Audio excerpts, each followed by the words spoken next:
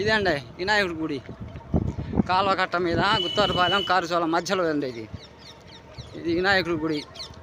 మన వెంకటేశ్వరరావు గారు RTC bus Venkateswararao గారు జాందరే స్పీడ్ వస్తా జరుగుతున్నాయి మాకు.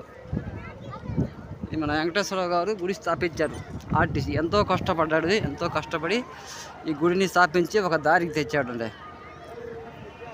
ఆర్టీసీ డ్రైవర్ ఆయన వెంకటేశ్వరరావు గారు.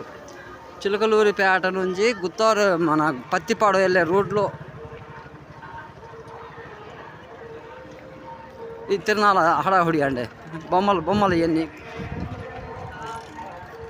అదిగండి 3 ప్రభలు ఆగుపడుతున్నాయి.